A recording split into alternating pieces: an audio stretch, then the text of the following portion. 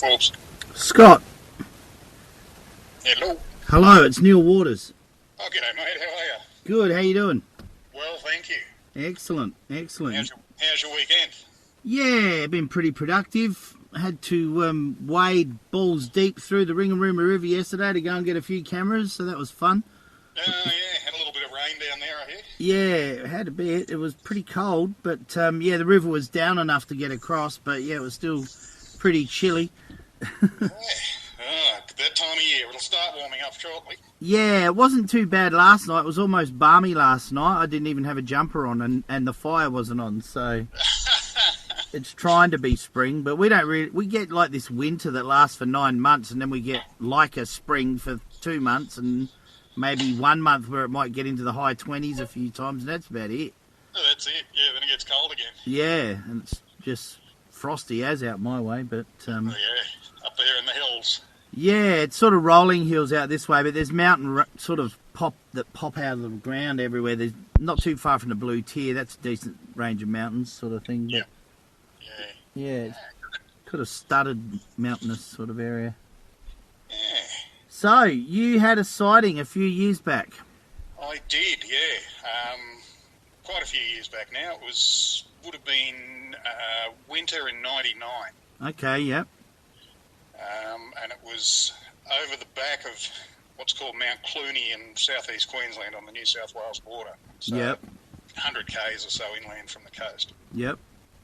And I'd been out all day down at the back of Grafton and making my way home about 9 o'clock at night, and came around through one of the hairpin bends where I had to slow down considerably, and in front of me appeared what could only have been what I thought it was. Never having seen one before, and only pictures and things, to actually see this thing run across the road in front of me was pretty surprising, and it was gone before I even registered sort of what it was. It was only after I'd gone past that I went, whoa, I think I know what I just saw. Yep. So, and it was surprising too, because I described it to a few people, a few of the neighbours around the area, and a lot of them just said, oh no, it was just a skinny dingo, you could see its ribs. I said, yeah, but the ribs were in the wrong spot. The ribs were in the back half, not at the front half. So that kind of didn't make too much sense. Yeah, absolutely.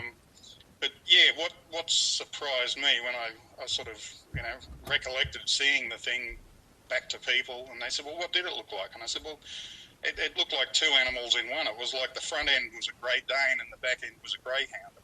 It sort of tapered down and then had, the classic tail that sort of stuck out straight.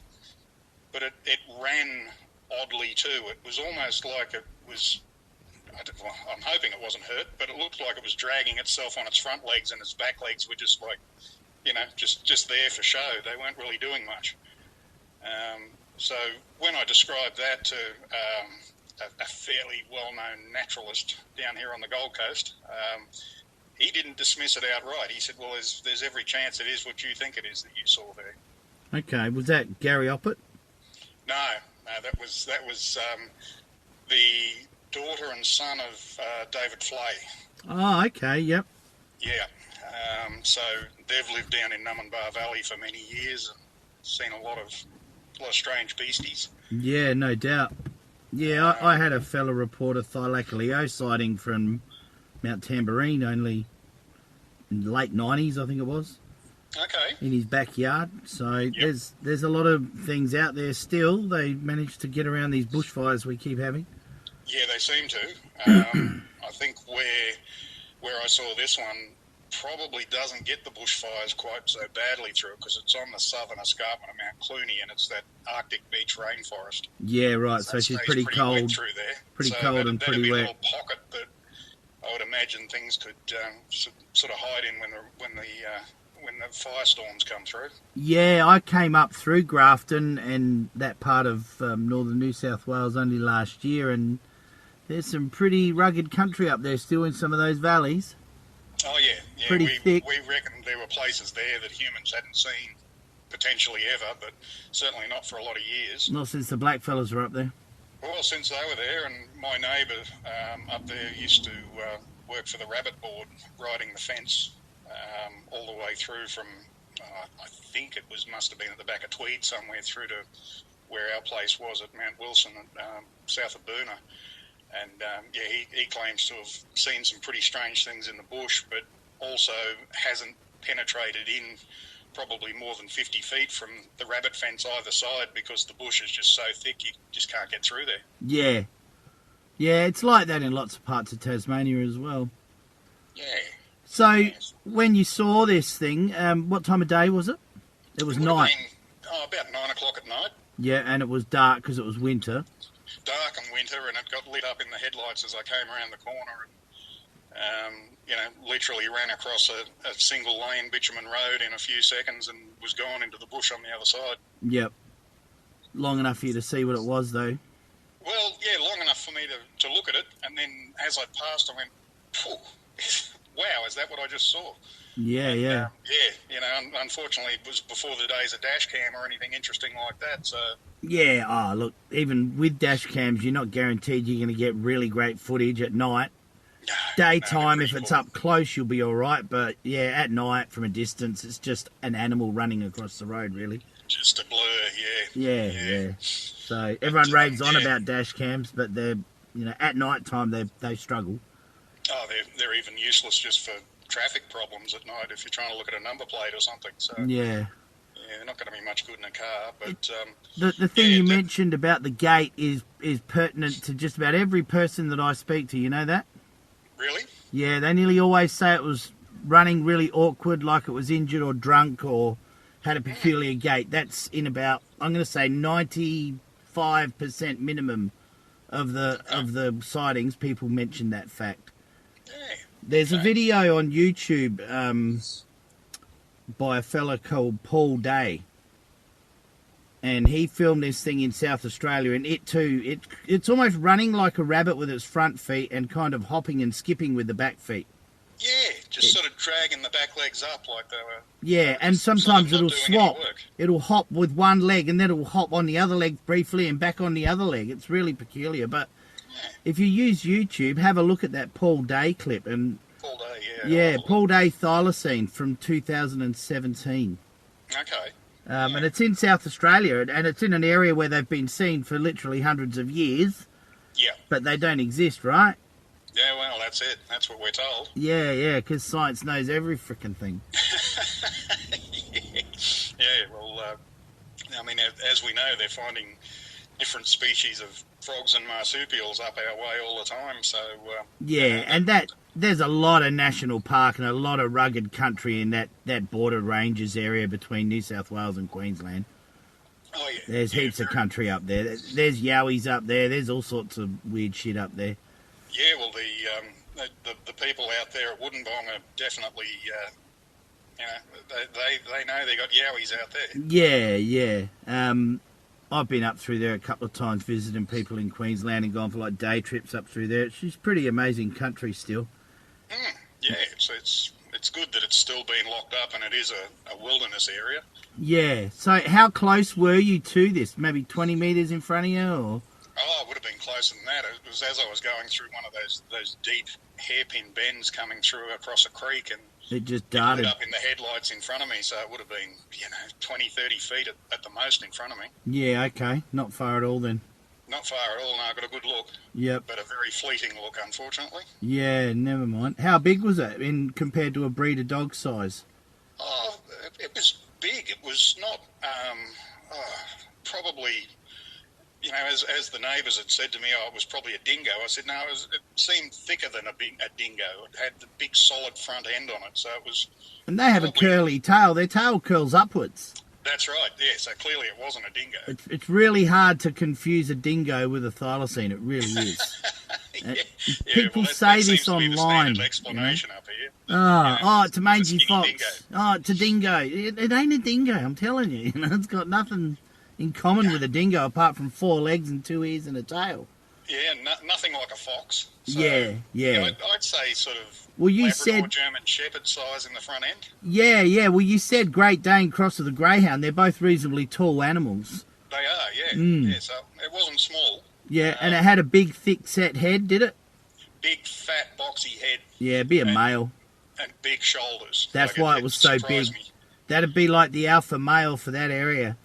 Right. Okay. I think from what I've read about Woolnorth Station, you'll get one male in an area that's massive, and he'll be the top breeder in the area. There'll be other males, and there'll be lots of bitches in the area as well. But I think one male is like the alpha for an area, and he'll be big. Yep. He'll leave big 4-inch footprints, 4.25-inch wide footprints. He leaves big prints. Geez, I wish I'd thought to go back and have a look in the mud at those footprints then. Yeah, look, it's a long time ago. I get prints from Queensland sent to me, and quite inner suburban too sometimes as well. They actually, if there's a bit of bush corridor around, they'll get cheeky. They'll come into the burbs. Yep. Melbourne's got lots of suburban thylacine sightings. Adelaide's got a few around the fringe. Perth. And even south of Sydney too, because the mountains hit the suburbs eventually, sort of thing, in the bush. Oh, yeah. We had some great bush south of Sydney there, where I'd expected as well. Yeah, there's a few sightings in that King's National... Is it Royal National Park? Royal National Park, yeah. Up through there. And just on the edge of the Blue Mountains where they hit the burbs, basically, they still sneak down. But there was quite a few sightings over the years up at Katoomba as well, up through there. Okay, yeah. So, interesting. So, look, that's awesome. You okay with me putting this out on a YouTube clip? Yeah, that's all right. No worries. Excellent. Have you heard of any other sightings up around that area at all, or just... No, not thylacines. I was talking to a bloke on the weekend, actually, out near Brooklyn, which is near Urbanville there in northern New South Wales, and he claims there's panthers out there that were companion panthers of returned soldiers or something. Okay. And the soldiers were sent out there to sort of get some R&R between being sent back to war, and they took these panthers with them, and apparently at the end of the war they were meant to shoot them, and of course they were their companions, so they let them go. Let the things go. So they're still talking about big cats out that way. Yeah, I do believe some of the big black things sighted aren't necessarily feline and are marsupial as well. Okay. Yeah. I mean, people describe seeing things exactly like a panther, so that's fine. But I do believe that there's thylacoleos out there still. Oh, yeah. Without a doubt. This paleontology stuff is a little bit limited in its scope when they refuse to take in the evidence of, so many witnesses, It makes me laugh, It's like, well, look, seriously, if you just look at what's on top of the ground for 10 minutes instead of worrying about what's under the ground all the time, But we find their prints, We've got these big 5-toed prints with splayed toes from every state in Australia, pretty much. Yeah. And they look very similar across the Bass Strait as well, So okay. It can swim good if it's just a stray dog. Yeah, no, there's no way that they were just isolated down there, I'd say. No, they definitely were never extinct on the mainland. No way were thylacines or thylacoleos extinct at the time of white settlement. Absolutely not. There's too many newspaper reports about things, Yeah. Yeah, I go through the newspaper archives online, and I'll tell you what, there's some classic stuff in there. Okay. It's great to read. All sorts of really quirky things were seen by early settlers, I can tell you. Yeah, and that was before drugs and alcohol. Oh, they probably still had a bit of opium and a bit of alcohol. I reckon they would have had rum. Yeah, they would have had rum, yeah. But we won't hold that against them. Well, we certainly don't see things in the bush when we have a big night on the drinks. That's, no, I've never hallucinated. Yeah, I've never hallucinated drinking beer, so... No. But, no, that's good, mate. Excellent. All right, well, by all means, keep my number if you hear of anything else or you find anything unusual when you're out there. You still go out that way still, or...? Yeah, we were just out there last night, actually. So, that's where you were camping, sorry, yeah? That's where I went out camping, out near Karilla. So, you ever hear any weird noises? Yes and no. I'm kind of used to bush noises, so things don't particularly bother me. I mean, even here in the relative suburbs behind the Gold Coast where I am, I hear screaming women at night, and it's foxes. Yeah, okay. You're just like, oh, well, that's just a fox, making its noise. Yeah. I do hear unusual things from time to time, and at the farm I used to hear some really unusual noises, but we worked out that it was bowerbirds. Okay, mimicking. They would mimic things like one day we were there and we'd had some people come up for the weekend, and we lived in little old railway carriages up there. Oh, yeah. And we had a blender making drinks. And then the weekend after that, I could still hear a blender in the bush, and I'm thinking, what's that noise? And it was a bowerbird that had mimicked the noise of this blender. And the neighbours would tell me that they could mimic chainsaws and, you know, all sorts of other noises that were just normal farm noises that they'd heard, and they'd pick up and you know, sort of make anything those to noises attract again. a girlfriend. It'd be the males, guaranteed. Oh, yeah, well, guaranteed. They're just showing off with their With little their blue chainsaw hour and mouth. making noises. So, gold. we had them, and we had the Albert's lyrebirds that used to make some interesting noises. But, Yeah, well, they mimic everything too. So, God, with a pair of them there, you'd never know what was going on. We didn't know what was going on really in the bush, but never any growls or. I mean, I don't even know what noise thylacine makes, to be honest. I've got recordings of what I'm convinced of Thylacine's on our YouTube and on our website. Okay, I'll go and have a look at that. Yeah, if you go to our website, Yep. go to the page that's called The Evidence Thus Far, and the audio's right at the end of it. There's Okay. 2 or 3 audio clips there you can have a listen to. Yeah, that'll be good, Yeah, there's some interesting noises. And I still hear things out my way. You know, I've heard they make a yip when they're hunting. They yip like a terrier.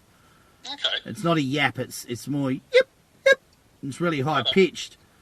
And I've heard that a few times out in the northeast of Tassie. I've heard it actually all up now. I've heard it about a dozen times, a couple of times down the south as well. Yep. And then they do this dry cough bark kind of thing that sounds like a brush-tailed possum on steroids. Oh, yeah. And then the females make this squawky kind of noise like a crow as well.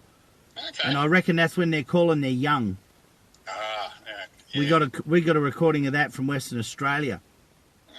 So, yeah, that's all up there. You can have a listen and see if you recognise anything from when you've been out on the farm.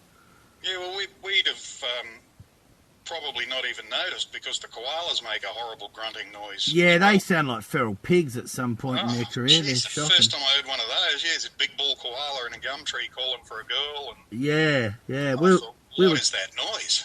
We were camped in a gully once in the Adelaide Hills, and there was about 8 of them in this gully going off all night. It was pretty full on. Making a bit of racket. Horny koalas, Yeah. All right, mate.